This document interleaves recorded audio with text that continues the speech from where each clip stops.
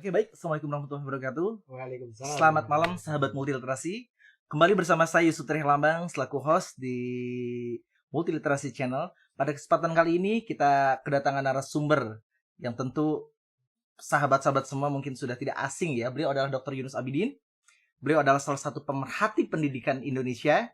Nah, sebelum kita akan berdialog, berbincang-bincang lebih dalam terkait dengan tema kita kali ini, yaitu reorientasi dan revitalisasi LPTK, alangkah lebih baiknya kita mengenal lebih dalam siapa sosok Yunus Abidin itu sendiri.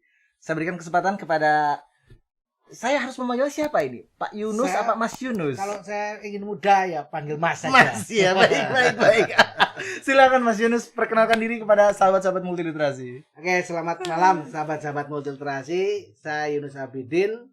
Saya sehari-hari sebagai tenaga edukatif di sebuah universitas dan pemerhati di pendidikan Indonesia. Itu aja saya pikir, Mas. Baik.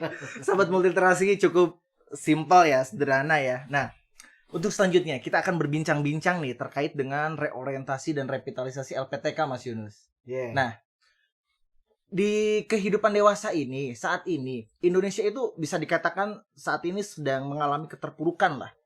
Khususnya mungkin dalam moralitas, karakter bangsa ya, yang mungkin dari dulu sudah terlalu menggema dan didengung-dengungkan. Nah, kira-kira nih dalam konteks reorientasi dan revitalisasi LPTK nih, bagaimana Mas Yunus memandang hal ini, Mas Yunus? Baik itu mungkin hubungannya dengan guru atau hubungannya dengan sistem LPTK itu sendiri, Mas Yunus? Ya,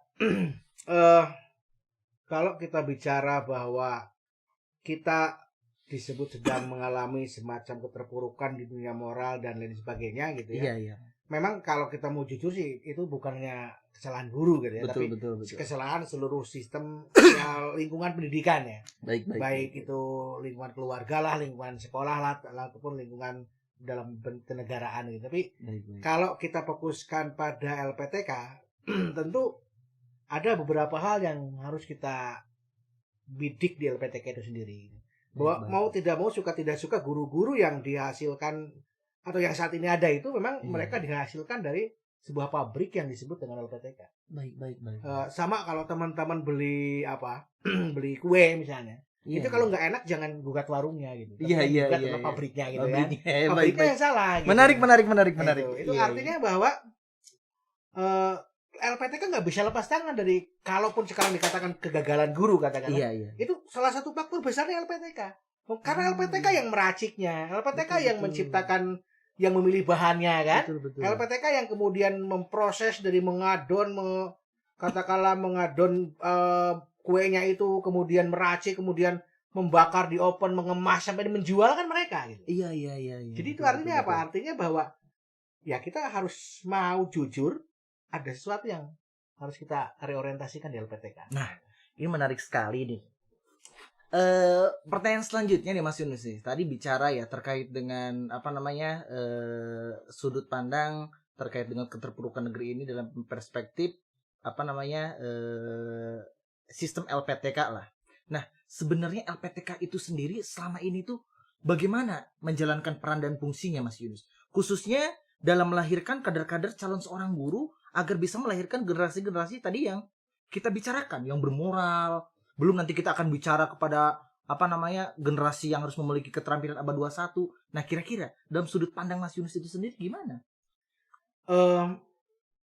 Perubahan-perubahan mendasar yang harusnya menjadi bagian di LPTK saya pikir belum begitu muncul gitu ya. Baik. Ya kan pendidikan itu orientasinya kemana gitu kan. Kalau katakanlah sistem pendidikan nasional itu kan sudah dilahirkan dari tokoh-tokoh yang mungkin juga mereka berasal dari LPTK. Betul. Jadi kalau misalnya sekarang ini berdasarkan studi analisis kebutuhan, kita ternyata orang-orangnya katakanlah dari segi kognitif udah bagus. Tetapi dari moralitasnya kurang bagus begitu ya. Jangan-jangan dari sistem yang terjadi di LPTK sendiri ekosistemnya gitu, habitatnya di LPTK sendiri mungkin nggak sehat. Baik. Saya punya sebuah pengalaman begitu. Saya punya pengalaman bahwa ternyata IPK itu menjadi salah satu indikator keberhasilan. Oh iya, begitu. IPK keberhasilan artinya kemudian sementara IPK itu lahir dari mana? IPK lahir dari sebuah penilaian. Iya, Nah, penilaiannya menggunakan sistem apa? Oh, penilaian ternyata menggunakan sistem pilihan berganda gitu. Iya. Jadi artinya mahasiswa cenderung menghafal. Betul. Kalau ketika prestasi dipandang dari LPK, IPK-nya dihasilkan dari ujian yang tidak bermutu, apalagi di situ dilakukan kecurangan, artinya memang sudah ada benih-benih di situ. Benih-benih bagaimana saya jadi guru itu yang penting saya bisa mengerjakan soal. Nah, kebiasaan ini dibawa ke sekolah. Oh iya. Ketika dibawa ke sekolah, baik. timbul habitat yang gak bagus di sekolah. Dia pun menjadi guru akan menerapkan apa yang dia rasakan ketika dia belajar gitu. Iya. Ya, ketika belajarnya dia hafalan gitu, maka dia akan menerangkan padanya pun hafalan. Yang penting kamu bisa mengerjakan soal gitu. Oh iya. Tetapi mungkin kaidah-kaidah itu, kaidah moral, kaidah norma gitu, tidak terlalu disentuh di LPTK gitu. Oh, baik. Itu ke bawah-bawah, Mas. Berarti itu artinya ada atmosfer atau iklim akademis yang mungkin kurang menunjang untuk bisa melahirkan kader-kader yang mungkin tadi yang dikatakan. Atau mungkin dalam sudut pandang saya, mungkinkah hal ini disebabkan karena kesalahan kurikulum atau mungkin landasan filosofis dari kurikulum itu sendiri? Mas Yunus, gimana kira-kira dari sudut pandang Mas Yunus nih? Ya salah satunya barangkali kurikulum ya. Baik. Salah duanya ada yang disebut hidden kurikulum. Hidden kurikulum, iya. Tapi kita bisa lihat dari kurikulum pertama.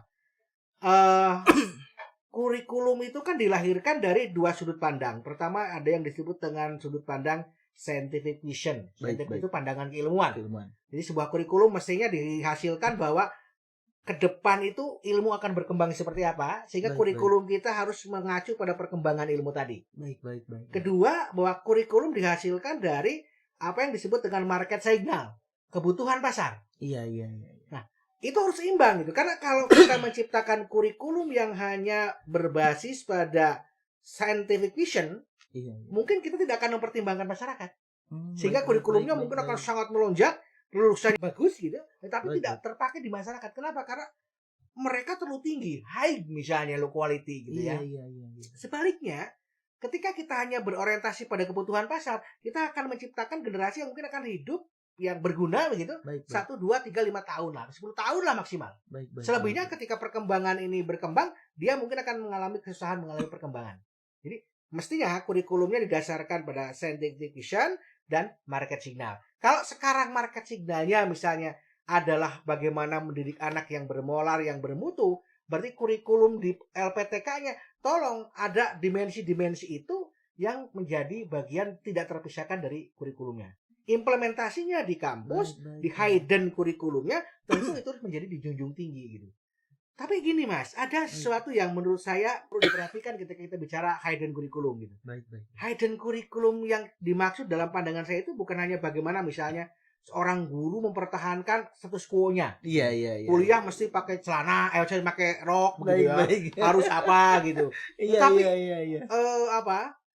bukan itu gitu, bukan itu. Yang diperhatikan adalah bagaimana mereka mungkin menggunakan, katakanlah dari segi penampilannya mengikuti perkembangan, tapi nilai-nilai kejujurannya, kedisiplinannya, tanggung jawabnya itu yang menjadi titik sentral. Kalau sekarang banyak orang mengatakan kurikulum itu penampilan itu lebih pada yang sifatnya yang dilihat saja. Betul dari segi penampakan mungkin. Dari segi penampakan itu betul. Tapi substansinya mungkin nggak kena. Betul. Substansinya nggak kena. Jadi kalau di masyarakat juga begitu sekarang. Orang pakaiannya bagus itu, dia bagus itu. Sekarang udah enggak. Orang nipu aja pakai dasi kok gitu. Pakai apa gitu. Betul ya. Sama halnya mohon maaf koruptor mungkin ya. Koruptor kan itu pakaiannya kurang apa gitu kan.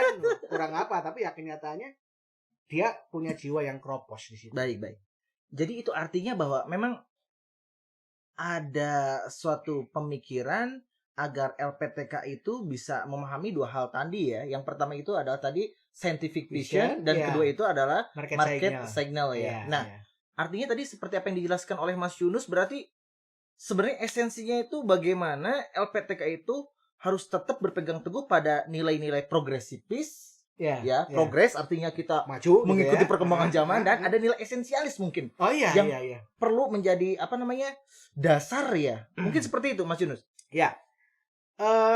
Kalau orang banyak berdebat di teori tatanan filosofis ya, ada ini esensialis, ini progresifis, ini apa gitu, kemudian saling menyalahkan satu sama lain. Betul. LPTK itu mestinya tidak hanya menggunakan satu sudut pandang itu. Betul.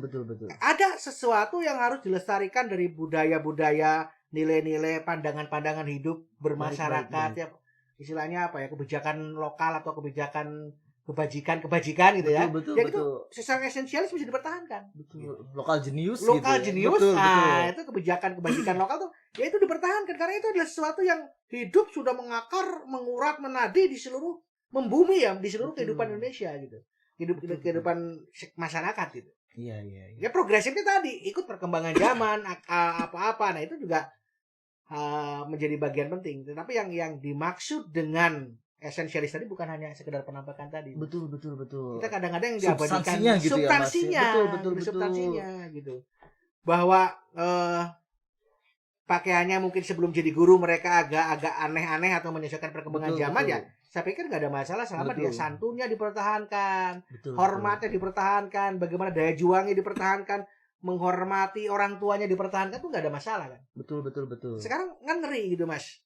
Ketika misalnya kita masuk di LPTK keguruan gitu, iya. Itu ada kasus gitu.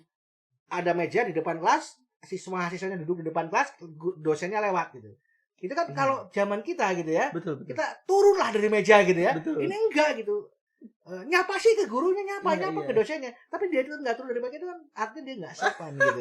Itu betul. Nah, pakaiannya bagus loh gitu ya, pakaiannya bagus, pantas menjadi seorang guru. Ada degradasi moral mungkin ya, betul. Gitu. Nah ini kesalahpahaman tadi juga harus diluruskan gitu. Betul.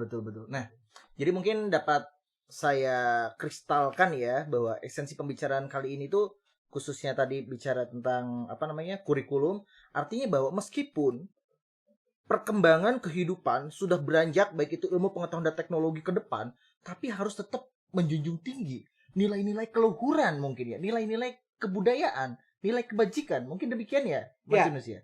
Kalau saya mengatakan begini, orang Indonesia itu boleh jadi ahli IT. Betul. Orang Indonesia itu boleh menjadi ahli teknologi. Betul. Orang Indonesia itu bisa pintar gitu, tapi nggak keblinger gitu. Iya.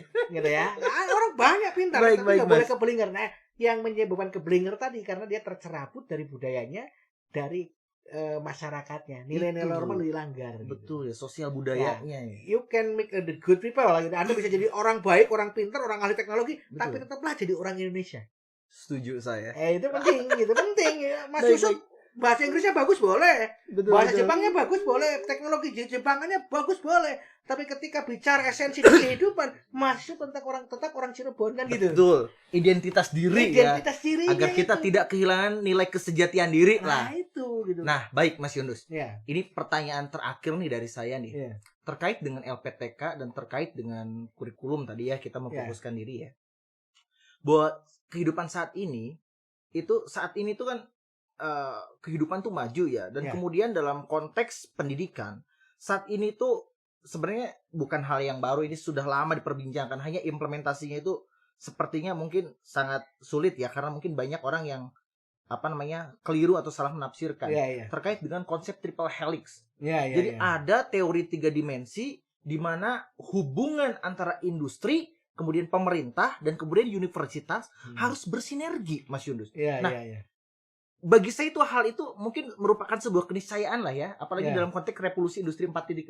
Lah, lalu bagaimana ini ketika Mas Yunus, sudut pandang Mas Yunus memahami tentang triple helix ini, tentang hubungan antara industri, pemerintah, dan universitas, itu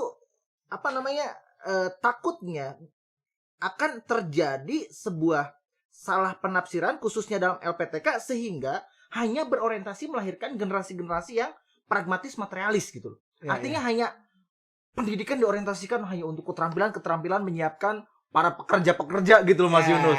Nah, gimana kira-kira sudut pandang Mas Yunus untuk menyikapi hal ini, Mas Yunus? Itu tadi yang saya sebut dengan pangsa pasar. Pangsa pasar, baik. Pangsa pasar itu kan artinya dunia industri ya, katakanlah. Salah satunya kalau di LPTK mungkin pangsa pasarnya guru lembaga pendidikan segala macam.